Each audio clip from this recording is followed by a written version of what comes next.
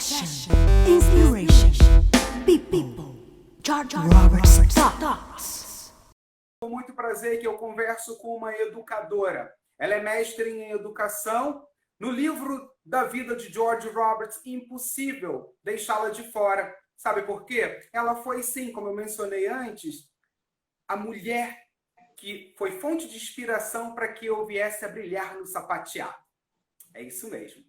Hoje é com muito prazer que eu trago para vocês, de frente comigo, a mestre em educação, Bernadette Amaral. Seja muito bem-vinda. Oi, Jorge, tudo bem? Boa noite. Tudo ótimo. Que bom estar de frente com você. Finalmente eu consegui, gente, trazê-la para conversar com a gente. Uma mulher que tem uma vasta experiência na educação. Ela tem especialização em psicopedagogia clínica e institucional. Uma professora fantástica, faz a maior diferença na vida de outros professores. Ela é mestre dos mestres. E é por isso que hoje conversamos com ela, aqui de frente comigo. Vamos começar esse bate-papo, Berna. Vou chamar de Berna, né? Porque é a saudade, vamos matar a saudade. Berna, vamos lá. Conta pra gente quem foi aquela menina. Vamos fazer uma viagem ao passado. Quem foi a menina jovem Bernadette Amaral? Então, aquela menina era uma sonhadora, né? E dentro daqueles sonhos que eu tinha, eu dou graças a Deus que eu consegui alcançar muitos deles, né? Porque não basta só sonhar, a gente tem que sonhar e tentar trilhar condições de alcançar determinados sonhos. E, como você já falou aí, né, eu sou ex-bailarina, né, eu iniciei a minha vida com a dança, com o balé, com o sapateado, que no caso o sapateado é o meu forte, foi o meu forte, né, que eu mais gostava. E você me conheceu lá na academia da Tia Lena, né, Academia Lena. Foi lá que a gente se conheceu, você era da minha turma, você foi um presente, né, eu sempre falo isso, eu acho que você tinha 12 anos, na época eu estava tentando me lembrar da sua turminha de sapateado e daquela coreografia que a gente fez com a música do George Michael, né? Aí eu estava tentando puxar... Tu lembra? Eu estava tentando puxar a coreografia, eu me lembro que você foi um presente. Por quê? Você foi um presente porque era uma época, né? Eu tinha o quê? 22 anos. Era uma época onde você ter uma academia, numa academia de dança, você ter uma turma mista era algo muito difícil. E eu recebi um menino de presente, né? A diretora da academia, a Lena, ela falou para mim: Berna, você vai receber um menino de presente, topa? Eu falei: claro que eu topo, era tudo que eu queria para fazer a diferença, né? Porque o comum tem em qualquer lugar, né, Jorge? A gente gosta de escolher possibilidades que façam a diferença. E eu me lembro da coreografia que começava sozinho com você e depois as meninas entravam. Aí eu estava passando um filme aqui na minha cabeça das meninas que entravam. Ana Carolina, Tarsila, Natália, sua irmã, né? A Joana De Angelis. Quer dizer, estava passando um filme da coreografia na minha cabeça. Eu estava conseguindo me lembrar de algumas coisas. Eu falei: gente, como é que eu lembro disso? Quer dizer, é imortal, porque fica na memória. Porque as coisas que te importam ficam na memória. E a gente começa a traçar esses caminhos. E eu me realizei com a dança, né? E tudo que dizia respeito à cultura do corpo sempre foi um grande sonho para mim. Mexer com a cultura do corpo, fazer com que as outras pessoas despertem para o ensino que tenha a ver com as questões do corpo, né? E foi por isso que lá na frente eu fui cursar a Faculdade de Educação Física, né? Porque aqui no Brasil é a faculdade que nos dá a licenciatura para atuar e ser professora das questões que envolvem o corpo, né? Então vamos lá, vamos por parte. Gente, sim, olha isso, né? Os educadores, quando se reúnem, tem muito papo aí para colocar em dia, mas vamos lá. Ela disse, olha ali, né? Já vou ali consertando a Bernadette. Ela falou que ela me conheceu na Academia Lena. Vocês acreditam, né? Uma história. Olha, eu estou contando para o mundo isso aqui, né? Ela era a Mamãe Noel, gente. É verdade. Eu estudava. É verdade. Ela já era a nossa Mamãe Noel na época de Natal. Lembra disso? Na escolinha, é verdade. Então foi antes.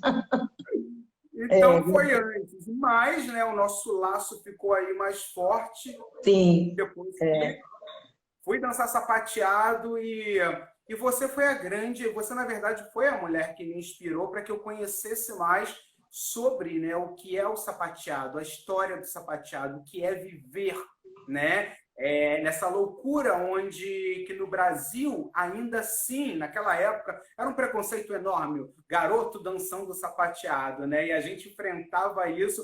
E nos Estados Unidos já é muito diferente. Você vê os menininhos, criancinha, vovô, vovó, todo mundo no sapateado. É incrível como faz parte da cultura americana, né? A dança, o teatro, isso é muito viva na cultura americana. E é muito interessante. Mas, Berna, vamos lá, né? Quais foram as suas influências para que você se dedicasse à arte naquele momento mais jovem, onde você começou a desenvolver o querer pela dança? Quais foram as suas maiores influências? Foi o bailarino, né, o Mikhail Baryshnikov, que foi uma grande influência para eu fazer o balé clássico, né? Eu queria muito fazer o balé clássico, sempre quis fazer o balé clássico.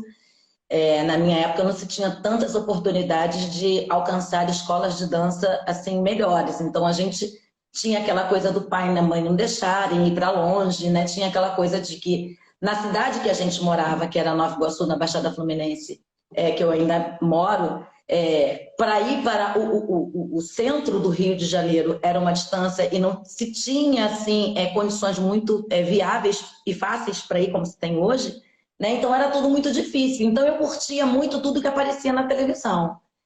E no sapateado, a minha influência maior foi Gene Kelly, né? Claro. Eu gostava de ver aqueles clássicos do cinema, onde você via que o ator, ele para atuar, ele tinha que atuar, ele tinha que se posicionar e tinha que saber dançar e cantar, né? Então era o ator completo, né? Então isso me fascinava muito. Então as minhas influências, elas vêm por essas raízes, né? Para aquela época. Lógico que depois foram havendo outras, né? Mas naquela época de menina, né, eu já passei de 50, então naquela época lá, então se tinha muito isso ainda em mente. Foram essas as minhas influências. Muito bom, muito bom. Legal a gente falar sobre isso, né? Porque tem muita gente aí que vai assistindo. Quem não pôde assistir agora vai assistir depois. E as pessoas sonham com esse brilho, com o sucesso, né? E muitas delas, hoje, no decorrer de tanta coisa já aí que está acontecendo, pandemia, eu converso com tantos jovens, né, que eles falam assim, eu estou vivendo o dia a dia, o amanhã Deus pertence, né? E a gente fala assim, mas quais são suas influências para que você venha até mesmo, né, ter uma fonte de inspiração na escolha de uma carreira? Não sei. Essa é a resposta, né? E a gente lá atrás já buscava isso, né? Na leitura, no cinema, na televisão. Então, é tão importante quando a gente fala do que é influenciar o outro e de uma forma tão positiva como você vem fazendo hoje, né? Com vários educadores, você está passando para essas pessoas e mostrando para eles, através da psicopedagogia clínica e institucional, o como é importante o respeito com o aluno, a preocupação do que o aluno quer para o futuro, né? É muito importante isso. Mas, antes disso, né, você cursou administração de empresas. Como foi para você? Você também tem bacharel em administração de empresas. O porquê administração de empresas no meio de dança, no meio de tanta arte? Conta aí para mim. Então, essa foi a primeira faculdade que eu cursei, né? E aí, aquilo que eu tinha falado para você, para a gente se deslocar da cidade que a gente estava para ir para uma outra cidade era muito complicado.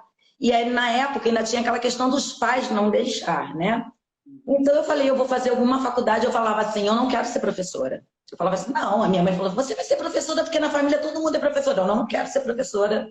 Na família já tem muita professora. Eu não quero ser professora. Vou fazer uma coisa diferente. Adolescente rebelde, sabe? Aquela fase. Só porque a minha mãe falou, eu não quero fazer. Então, aquela coisa, né? Mal sabia eu.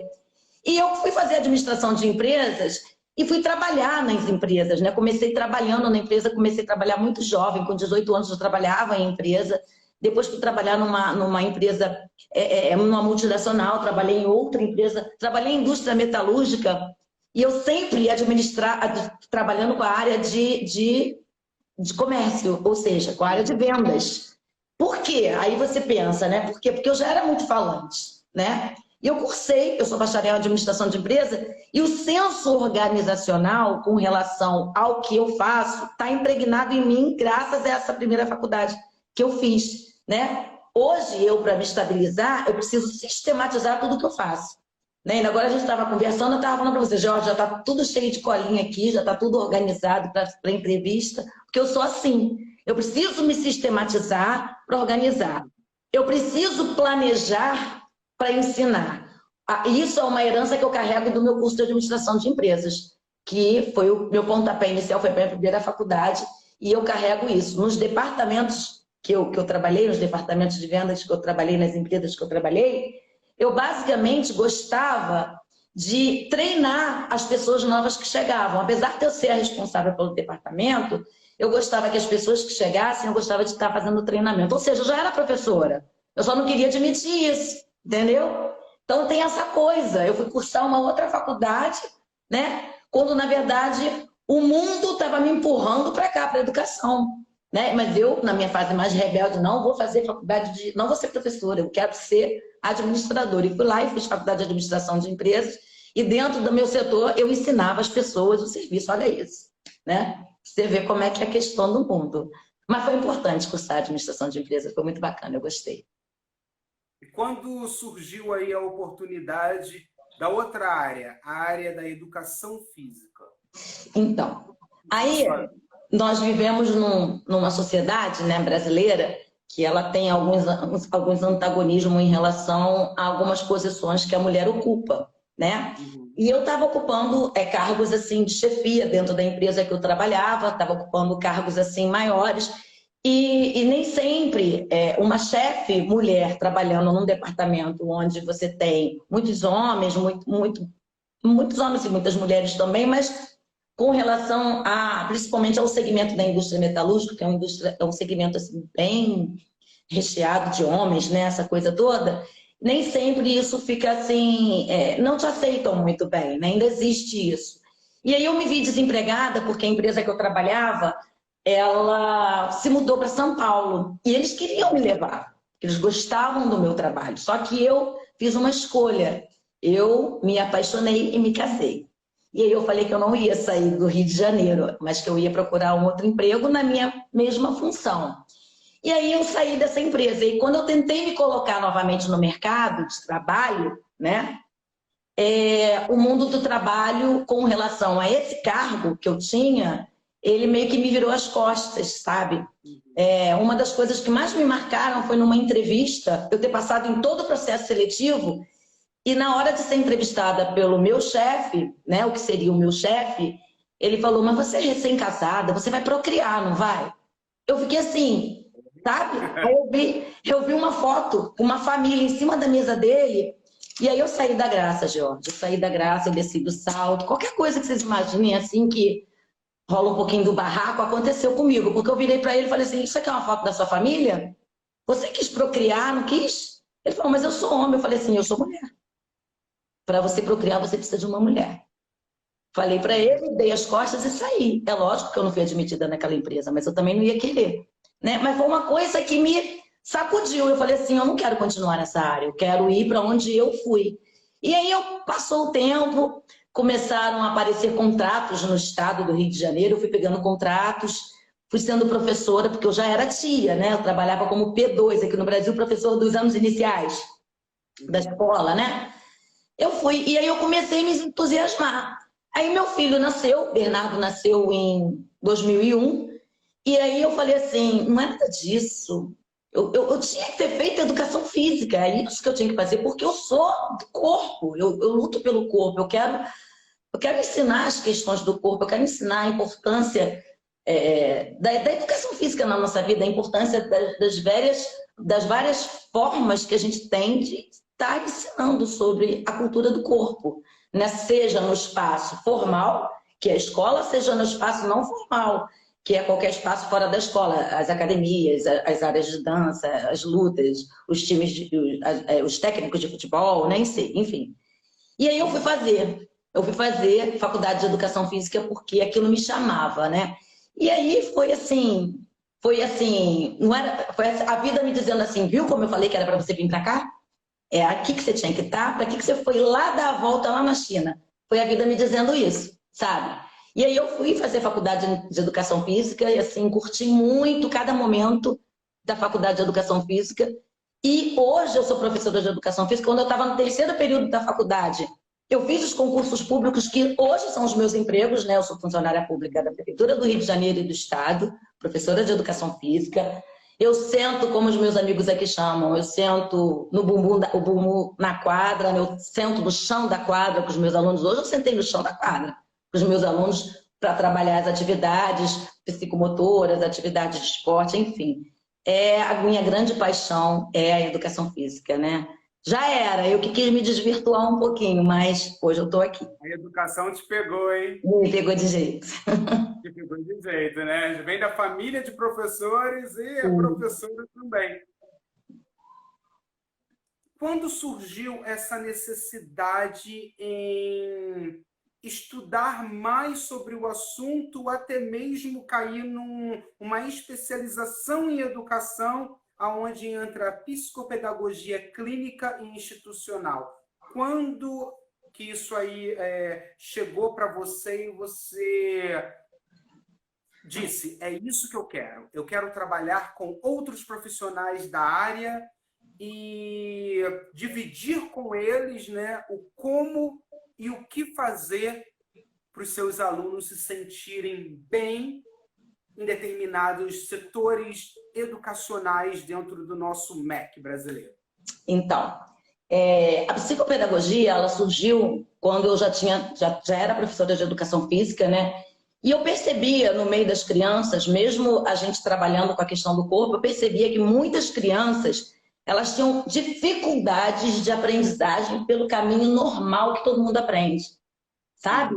Às vezes você traz um planejamento para a sua aula, que é um planejamento comum, que você vai trabalhar com aquele planejamento para todos os seus alunos, mas você percebe que tem alunos que não se enquadram com aquele planejamento que você levou, fechado. E aí o planejamento ele precisa de flexibilidade, que é para você ter esse viés, essa sacada de que alguém tem uma dificuldade de aprendizagem e poder estar alçando mão de outras metodologias para fazer a ponte, né? Eu gosto dessa palavra ponte porque eu gosto muito do Rubem Alves, que é um autor brasileiro, meu bom velhinho que já morreu. Ele diz que a gente precisa fazer a ponte. A gente precisa fazer a ponte. Para a gente fazer a ponte, a gente precisa aprender a ensinar. Que ensinar é uma arte. Por isso que ensinar, ser professor, é uma profissão. Ensinar, a gente precisa aprender a ensinar. Nem todo mundo nasceu para ensinar. Às vezes você domina muito um conteúdo, você é ótimo na matemática, você é o cara da matemática, mas você sabe para você, sabe? Não quer dizer que você não saiba, você sabe para você, mas você sabe fazer a ponte, né? Você sabe mexer, você sabe desenvolver alguma estratégia de ensino para estimular a aprendizagem daquelezinho lá que não sabe. Né? A psicopedagogia ela trata exatamente disso, das dificuldades de aprendizagem. Né? A psicopedagogia é uma especialização, né? E ela trata justamente desse caminho das dificuldades de aprendizagem. Ela tem a escuta, ela trata o ser cognoscente. O que é o ser cognoscente? É aquele que sabe que ele precisa aprender, ele precisa ser, ele precisa estar. Né? Então, esse ser cognoscente, a gente tem em vários momentos na nossa vida, né? Então é por isso que a gente precisa ter uma lupa, uma lupinha. Nós que nascemos para educar, ok? Nós nascemos para educar. Eu quis ser professora. Depois que eu vi que a vida me deu uma lambada, falei, era isso mesmo que eu queria. Era lá que era para tu estar, entendeu? Era isso mesmo que eu queria. E a psicopedagogia faltava, por quê? Porque as questões da motricidade eu tinha. Mas e as questões daquele que não sabe como que eu ia fazer para aquele que não sabe, para eu trazer para cá? E aí eu precisava. E eu entendia que se o aluno não tiver a motricidade dele bem resolvida nas bases da infância, talvez ele não consiga nem ser alfabetizado. Entendeu? Ele precisa se desenvolver para ser até alfabetizado. Ele precisa ter esse desenvolvimento motor ou psicomotor para desenvolver várias outras questões de sua vida, né? E aí, essas questões, elas se convergiram no meio do caminho. Eu achei que isso seria um complemento para mim. E o curso que eu fiz de especialização foi um curso maior, né? Não foi uma especialização simples, foi um curso maior, demorou um pouco mais de tempo para eu terminar. E esse curso, ele me deu a habilitação para atuar tanto na escola quanto se eu quisesse atuar numa clínica, né? Eu prefiro utilizar os conhecimentos que eu tenho na área da psicopedagogia para trazer para o meu lado como professora hoje em dia. E eu acho que isso é muito importante. Fazer a... Muito bom, muito bom. É isso aí, uma aula com Bernadette Amaral. Muito gostoso, muito legal. Hoje, né, vamos aí um pouquinho mais a fundo. O que você acha que seria válido mudar na educação brasileira? O que você mudaria na educação brasileira? Eu mudaria, se eu pudesse, né, eu mudaria a questão da percepção das pessoas que estão estudando para se tornar o profissional da educação. Seja ele em qual área ele vai atuar, seja ele professor de matemática, seja ele professor de educação física, seja ele qual for o professor. Eu acho que o professor, na sua formação inicial, ele precisa conhecer a escola, que é onde ele vai estar, né? Ele precisa estar lá na sua formação inicial. E hoje, nós temos esses caminhos, porque a nossa legislação permite que o aluno, na formação inicial, vá à escola através do estágio, através de articulações de teoria e prática que ele pode fazer a todo momento enquanto ele está estudando. E essa formação profissional desses professores, ela precisa conhecer o chão da escola. Ela não pode se formar ou simplesmente fechar os olhos para o estágio, né? Às vezes eu conheço algumas pessoas que chegam assim: professor, assina o meu estágio? Assino, meu jovem, com o maior prazer, desde que você esteja comigo lá, eu te ensinando como é que faz para ser professor. Porque eu não posso assinar o estágio de uma pessoa que não está comigo. Porque o espaço da escola é um espaço que é uma extensão da universidade. Então, essa pessoa que está lá na universidade, estudando para ser professor, ela precisa também estar na escola estudando para ser professor. De uma outra forma, articulando o que ele aprende na teoria com a prática, né? Tem um autor que faz parte do meu repertório de mestrado, na verdade é o carro-chefe, que se chama Maurice Tardif, e ele fala sobre saberes docentes. E ele fala de saberes docentes, que os saberes da docência, eles precisam ser aprendidos ao longo da formação inicial. Entendeu? Porque depois o que nos resta é colocar em prática e construir a nossa experiência como professor. Mas a nossa experiência, ela vem a longo prazo. Mas isso não impede que cá atrás, na sua formação inicial, na sua licenciatura, você já comece a saborear os saberes docentes para você se tornar um ótimo docente. Ou um dos melhores. Muito bom, muito bom. Agora, vamos falar da escola particular e a escola pública. Você, como profissional da área, hoje, você acha que o ensino está igualado ou você acha que ainda, como antigamente, as pessoas que estão na escola pública sofrem muito em questão à educação? Sim. Esse processo dicotômico, né, de diferenciação, ele ainda continua, ele existe, né? Você não pode dizer que o ensino da escola particular é o mesmo da escola pública em hipótese nenhuma. E não é nenhuma questão de o professor não querer. Não, você até leva, mas existe um problema cultural muito sério, ô Jorge, né? As pessoas se acostumam, né? E às vezes, as pessoas se acostumam, às vezes, com zona de conforto. Tirar o cidadão da zona de conforto é muito complicado, né? E aí existem vários fatores, porque não é só o professor, né? Existe a estrutura do funcionamento de ensino que hoje não favorece para que isso ocorra de forma igualitária, né? Mesmo que eu queira, como professora, num processo de alfabetização, nos inícios, né?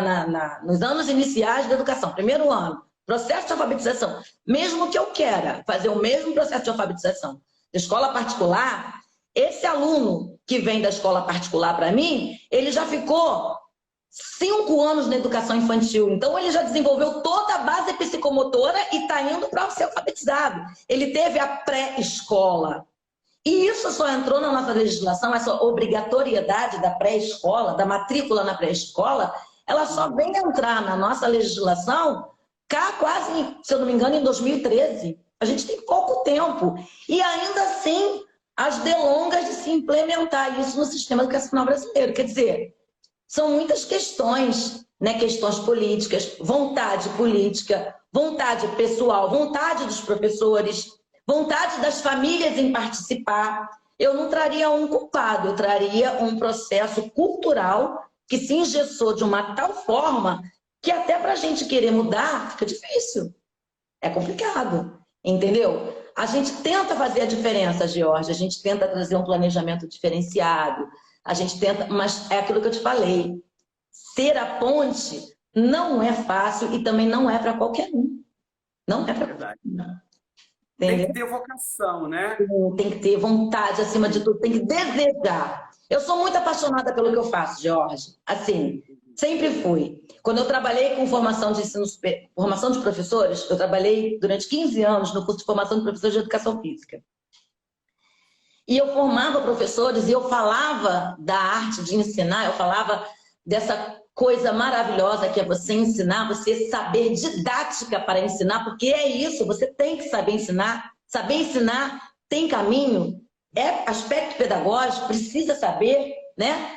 E aí eu falava, sempre falei isso com muita paixão, eu falei assim, a escola precisa de professores apaixonados pelo que fazem. Não professores que só desejam também receber os seus salários no final do mês. Isso é importante, isso é super importante.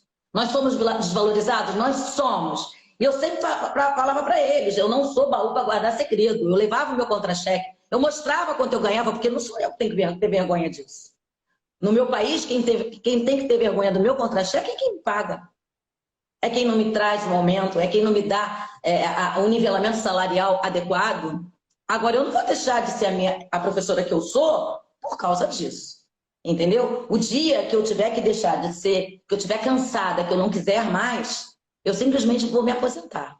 E vou deixar de fazer dessa forma. Embora eu acho que é um pouco difícil, porque eu sou muito apaixonada pelo que eu faço. Eu gosto muito do que eu faço. E eu não me vejo parando, não, entendeu? Eu digo pro pessoal lá na escola, olha, eu não me troco por 2 de 25, porque vocês, eu trago a bola, vocês já estão se encostando, não querem fazer educação física, nem sempre, entendeu? Então, eu tento animar, porque eles são complicadinhos, viu? Mas é isso. É isso aí, gente. Hoje eu estou conversando aqui, ó, de frente comigo, nesse bate-papo bem descontraído, essa mestre em educação, Bernadette Amaral. Né? Eu comecei aqui a nossa live falando que ela é, sim, uma das mulheres, com certeza, uma fonte de inspiração no livro da vida de George Roberts, minha primeira professora de sapateado. A mulher que despertou em mim a vontade, né, de estar brilhando nos palcos e desenvolver esse trabalho. Agora você falou uma coisa muito engraçada, Bernadette, que é a questão de... essa questão, né? A gente tenta fazer a diferença. Eu sempre falo nas minhas lives, né? Todos os meus professores, hoje eu consegui, aí, por causa de projetos futuros, eu consegui exatamente, né, um contato com... Hoje já são 32 professores que contribuíram para a minha formação acadêmica no Brasil. Então, como é importante, né, eu ressaltar numa live como essa, numa entrevista como essa, você como professora, né, o como é bom a gente ter esse contato com pessoas, né, que contribuíram para a nossa formação. Isso é muito bom. Então, lá atrás, muitos dos professores que eu converso falam assim, eu não tinha a experiência que eu tinha hoje. Gente, lógico, né? Hoje, poxa, Vocês me deram aula quando eu tinha 2, 3, 5, 12 anos de idade, como foi por 13 anos, 12 anos com você, né? E outros professores. Hoje já estou completando aí 41. Então, assim, como é gostoso a gente... Não tem problema, gente, em falar da minha idade, hein? Não tem. Então, fim do mês, agora dia 30, é isso aí, né? Completo meus 41 com muito orgulho. E como é gostoso a gente chegar na idade que eu estou e poder olhar para você e para outros professores também, e do fundo do coração eu poder dizer uma coisa. Obrigado por tudo isso que vocês fazem, porque vocês despertaram em mim o querer ser melhor na vida, sabe? E isso é fazer valer a pena. Vale a pena viver, vale a pena investir na educação. E é como eu sempre falo, né?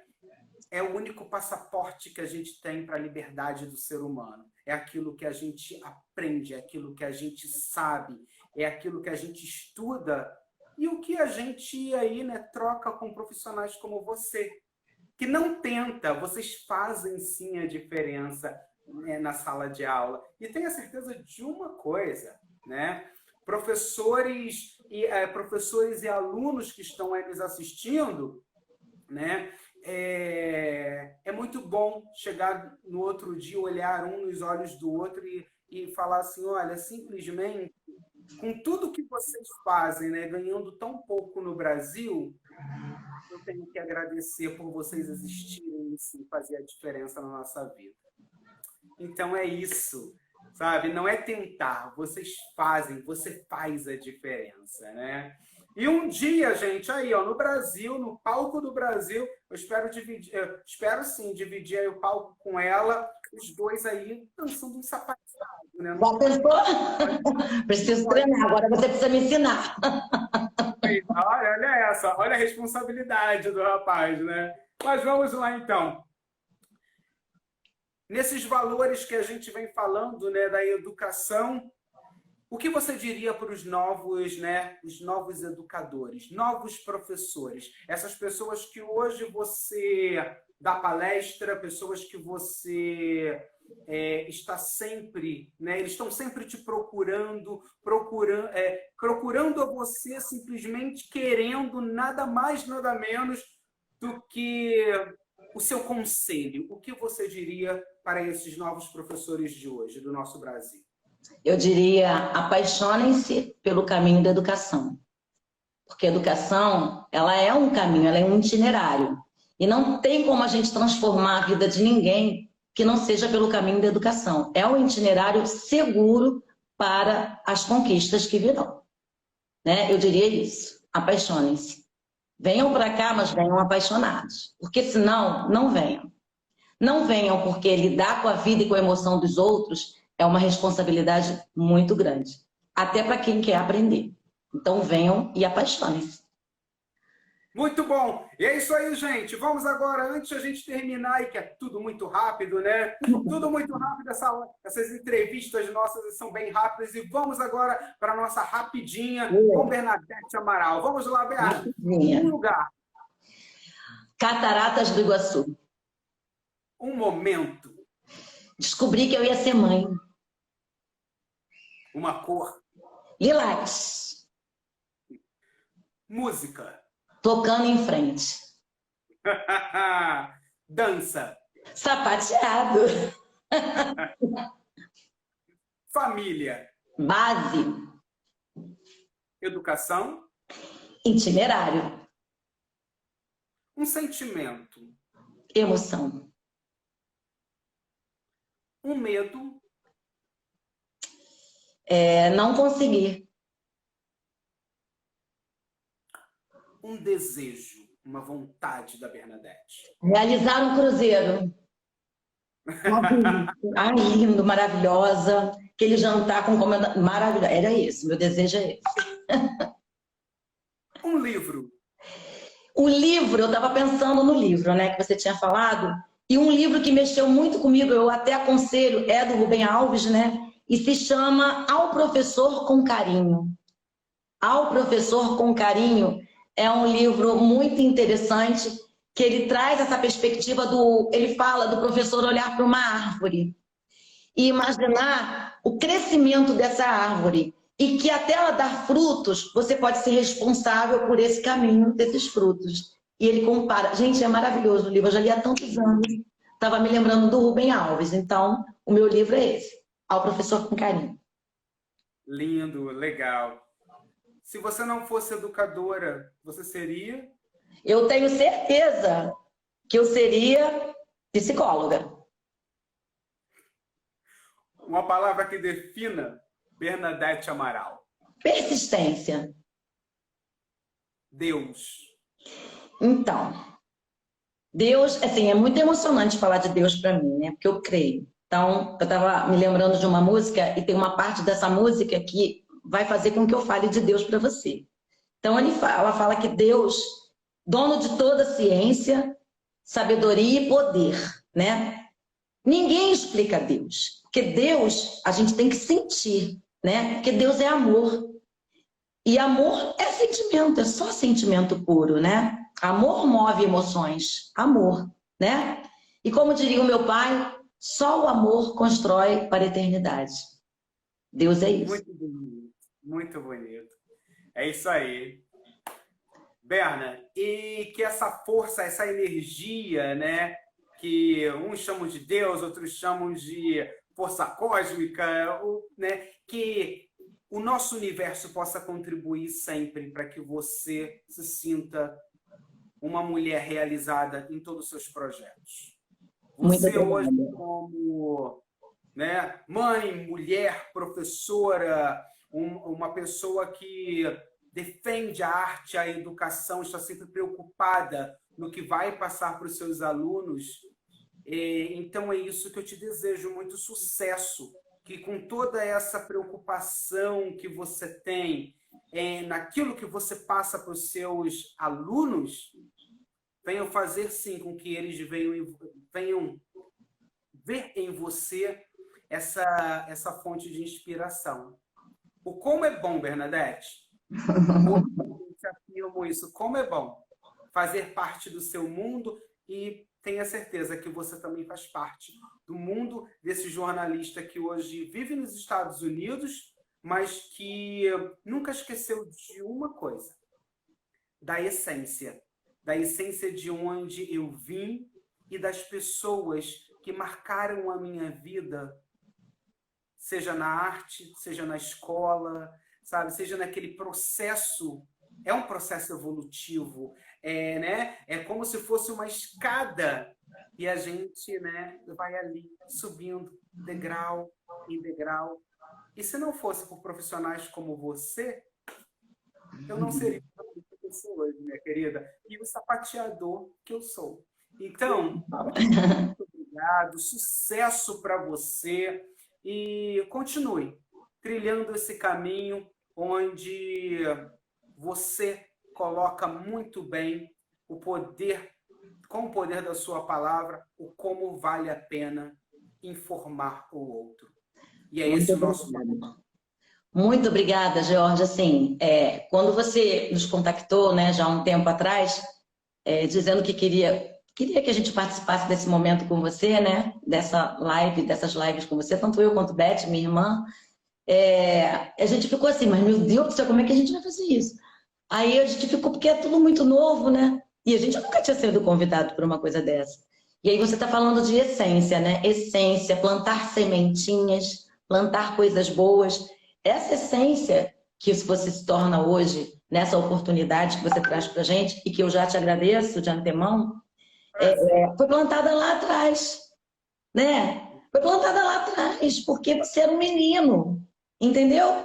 E a gente compartilhava os nossos conhecimentos com você, né? E hoje, olha que bacana, hoje existe uma troca.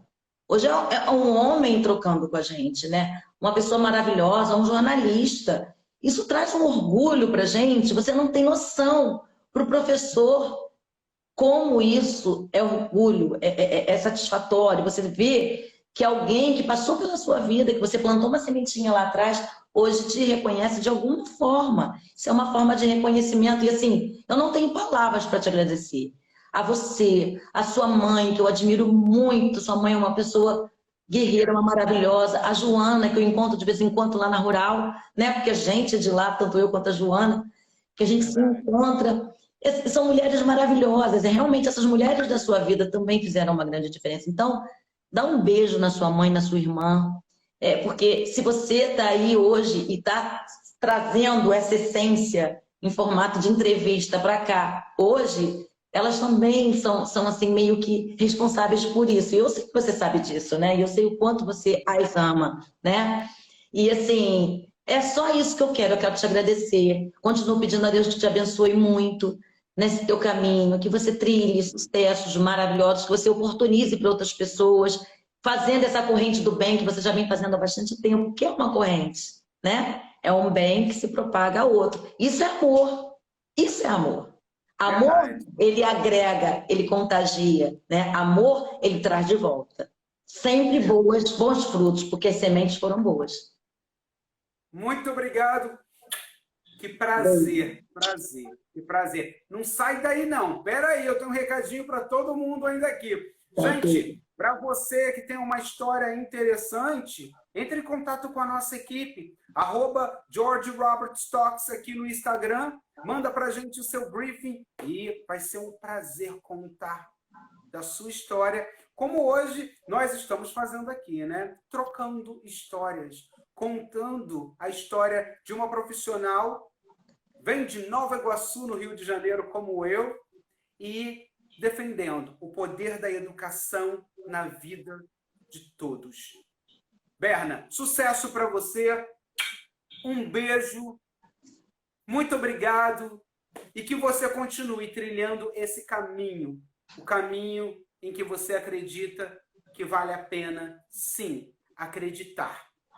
Hoje, a gente não tem que estar culpando o nosso governo a quem a gente elege, né? A gente tem que arregaçar as mangas e acreditar que nós somos capazes de conscientizar e transformar para que outras pessoas tenham o senso de escolha e que venham escolher bem. E o melhor de tudo, que se tornem pessoas do bem. Que quando a gente é bom, a gente não perde ser bom. A gente só ganha. Eu acredito muito nisso. Concordo também. Todos vocês, muito obrigado pela audiência e um beijo, Berna, e eu vejo todos vocês em breve. Até a próxima. Tchau, tchau. Tchau, Jorge. Robert Talks. News. Fashion. Inspiration.